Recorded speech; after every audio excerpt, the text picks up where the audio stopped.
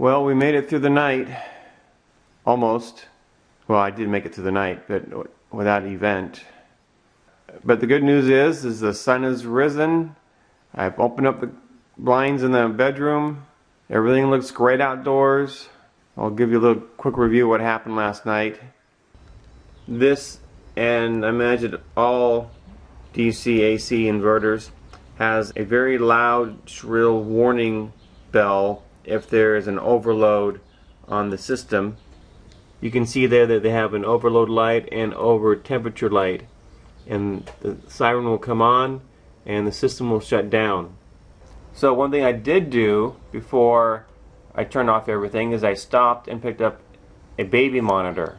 So I had this baby monitor next to my bed all night. This, of course, this one stayed out with the inverter, so I could hear the fan kick on and off, and I was concerned that I wanted to be able to hear the alarm if that happened.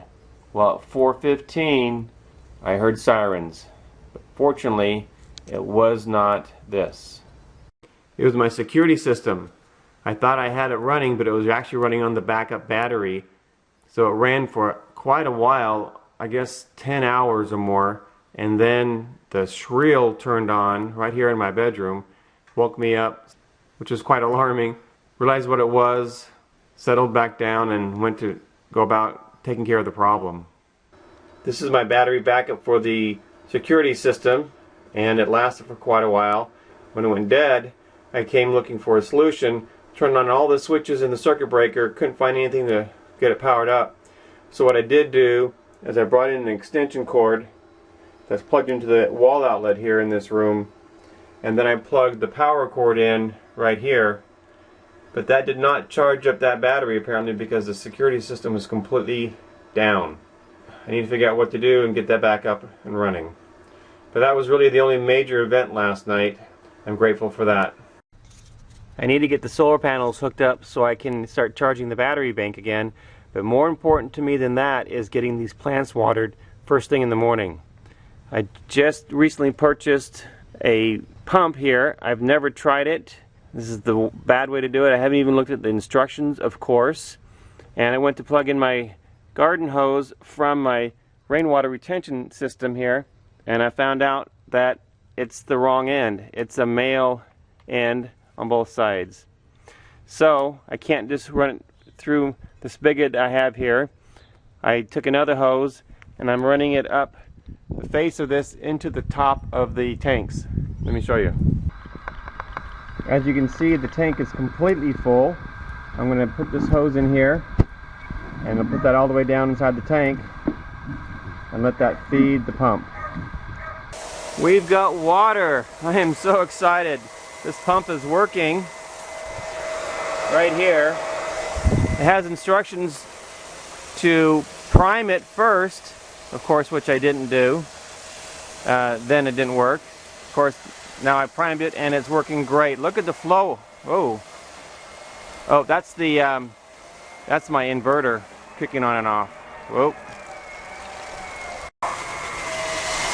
Okay, well, I gotta go through this experiment here to see what happens. Looks like we're still good. Putting out lots of water. I need to turn this down. Okay, everything is good. It was air bubbles in the hose, it was all. You know, when you turn on a hose and it's not full of water. Alright, so we're good. We are cooking here, moving along quickly, getting everything watered. I gotta do the whole backyard. Fortunately, we don't have any lawn. It's all been converted to garden. Over here, this is the kale. This is where my solar panels are going to go later on today. And I'm trying not to waste any water and just give the plants what they need, because I don't know how much water this is all going to take. This is why I'm doing this, so I have an idea. I'm in the front yard ready to water the front garden. That's a flower bed and vegetable garden combination. And I see my neighbor's garden hose here full of city water. I got a little water envy here. I think that's the initial natural man response, is somebody has something that I don't have and I want it. Definitely need to overcome that.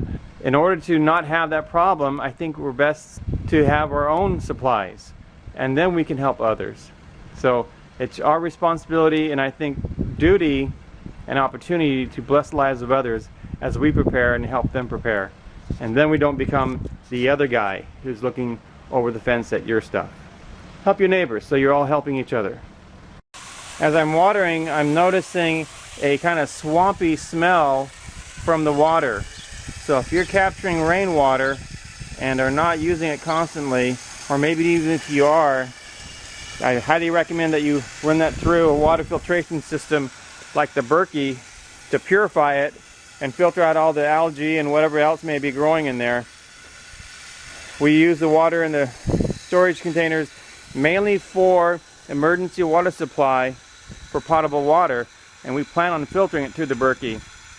So don't be drinking out of swamps or drinking swampy water if you're low on water. Make sure you make it potable. And I highly recommend you take a look at the Berkey water filter system playlist that I have. I'm really sold on that product. Everybody that I know that has purchased them in the last couple of years have been completely satisfied and very happy that they've done so. I just at my neighbor's house yesterday who was installing his new Berkey system. Don't want this to be a Berkey commercial, but I'm really learning the appreciation of potable water and electricity, especially light, going through this simple little emergency preparedness drill that I'm having here. So don't underestimate the importance of having potable water, and do what you need to do to make sure that you have it. Here's a quick look at my rainwater retention system. I've kind of pulled things apart so I can get the hose in on the top. But what I wanted to show you is that this is where the water was when we started, and we used this much water down to here. There's about 14 inches of water left in that tote there. That's a 275 gallon tote, and so it takes more than, well, probably 3/4 of a tote to water everything once a day. I have 6 of these totes, so I should be able to get through 1 week worth of watering. This does take a lot of water to water a very large residential garden and flower bed. But it's been my experience with the amount of produce we've been getting using the Mittleider gardening method that we literally could live out of our garden and supplement it with our food storage and eat very, very healthy. A couple other things I should mention is that I purposely do not have some connections here glued so I can take apart the system if I need to. All the piping going down here is all glued in the first flush system, but all this going into the totes and coming out for the overflow that takes it away from the house is not glued in.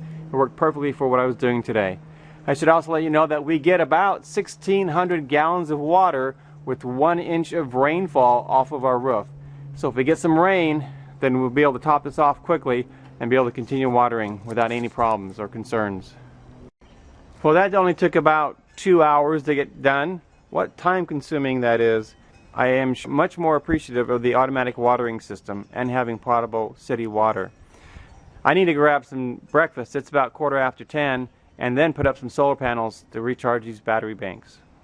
Okay, 3 hours later, I'm set up with the help of 2 of my neighbors. They held the panels in place while I mounted them. I do have a video on my mounts here and how I've got everything connected. So you might take a look at that in my DIY solar panel playlist. Let's take a look at the controllers. I just tested the voltage on the batteries. The individual batteries are all 6.0 and the whole battery bank system is 24.2. So we're definitely draining the power out of the batteries and need to get them charged up. These are the 2 BZ MPT 500 controllers I have. I have 2 panels going to each controller. Right now they're showing float in 27 or 28 volts. I'm not sure why. I got to call into the manufacturer and see if I get everything hooked up correctly. So we're at 2 o'clock, about halfway through the day. We'll see how things go for the rest of the day. I had to go run some errands. A few minutes after I left, Frank, the owner of BZ Products Incorporated, called me from his hospital bed. You could tell he was under painkillers But he took my call. I called the company. They said, well, Frank's in the hospital. And I said, can you have him please give me a call? I'm afraid my battery bank's going to go dead. And he called me from the hospital. I don't know what more you can say about a company and its reputation than the owner calling you from his hospital bed. Matter of fact, he had to hang up because the doctor walked in. But before he hung up, he said, I think it's a connection problem on the battery end. Well, I got back home, and sure enough, like I had mentioned before, it was probably my error, and it was. I did not have the positive cable hooked up to the batteries. I had the positive cables coming through here, hooked up to the controllers, but not to the batteries. I've done so many things wrong. It's been about 24 hours, and I have learned so much about what I need to do better. And this is why I'm doing this. So, my hat's off to Frank and BZ Products. They really came through. I only have one problem. It's 5 o'clock, and my panels are in total shade. As you can see, it's been about 24 hours since I get this system set up on the solar panels, actually on the batteries. And I wanted to show you how much power I've used in that time period. Okay, the reason why the one on the right had less than 24 hours is because I unplugged one of those plugs to plug in the baby monitor last night. But as you can see, I've used about 7 kilowatts of power in 24 hours. I was guessing about 8 kilowatts a day, so that's pretty close. I have 12 6-volt batteries that have 215 amp hours on them.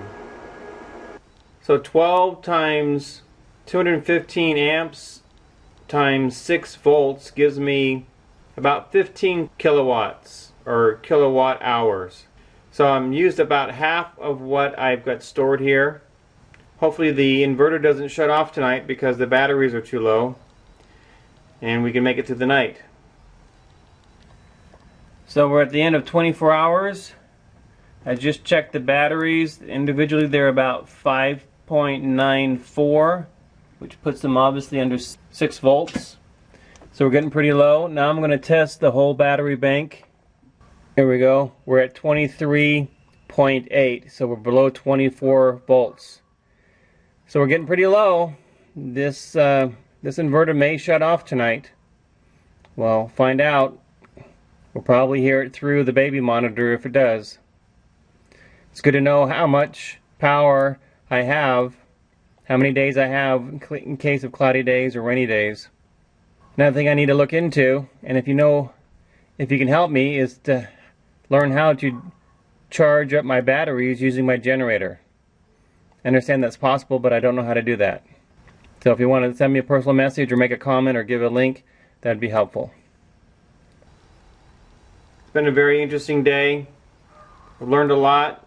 It's been rewarding for me to find problems and find solutions.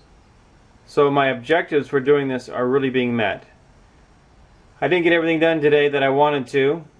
For example, replacing the ballast in the fluorescent light here in the shop, so we won't have to use a flashlight. I did have to recharge this battery last night on this flashlight. I've become real sensitive about carrying a flashlight with me around the house to help reduce the amount of watts.